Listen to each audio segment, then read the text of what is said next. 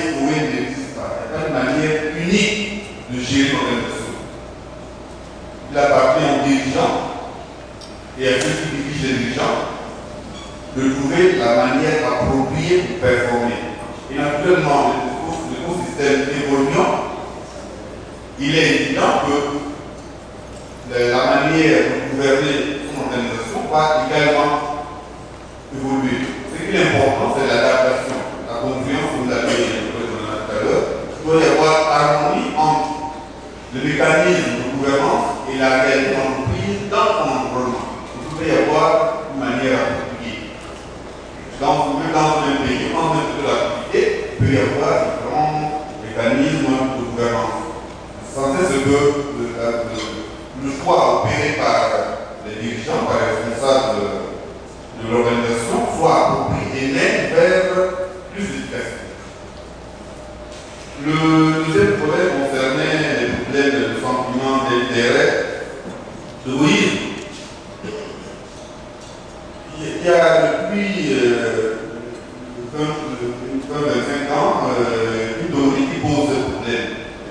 Les adultes, les stakeholders, les parties prenantes, ainsi que les Français l'ont traduit. C'est vrai qu'on essaie de tirer le maximum. C'est naturel. J'ai mis de l'argent, j'ai renoncé à la consommation immédiate pour avoir un peu plus. Mais d'autres éléments, d'autres facteurs viennent quand même empêcher ce comportement. Tout à l'heure, on parlait de mécanisme de gouvernance. Il y a l'environnement, il y a la gouvernance économique, c'est-à-dire l'État, mais il y a vous-même en tant que dirigeant.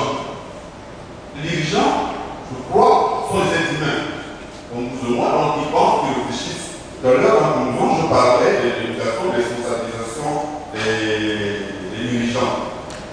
Et un de exemples pour appuyer ce que je dis, British Airways, pendant la crise de 2009, avait demandé à ses agents de travailler 3 mois sans salaire. Les agents ont refusé en disant que oui, monsieur le PDG, vous pouvez le faire parce que vous avez 50 fois le salaire le plus bas. Un autre exemple, c'est Intel qui a eu son salaire à la fin des années 70 grâce à la ténacité de 3 ou 4 chercheurs qui avaient compris que la technologie en vigueur jusque-là allait péricliter et une autre allait émerger. Ils ont exposé leur innovation devant le conseil d'administration et l'état-major de l'entreprise. Le projet a été combattu. Mais le PDG, qui avait été adopté aussi, a quand même financé l'innovation. Et cette innovation qui aujourd'hui sont évitées et était peut-être à 10% dans le domaine de l'informatique. Vous voyez que là, si le dirigeant avait insisté sur son intérêt personnel et celui du dirigeant, ces jeunes chercheurs auraient été que leur entreprise éviter l'innovation. Donc, il appartient aux dirigeants qui ont cette responsabilité de performer, mais également seulement responsable de penser à leurs salariés, de penser à l'environnement, parce que vous ne savez pas de quoi va être fait demain. Vous pouvez avoir besoin, un moment ou un jour, de vos salariés.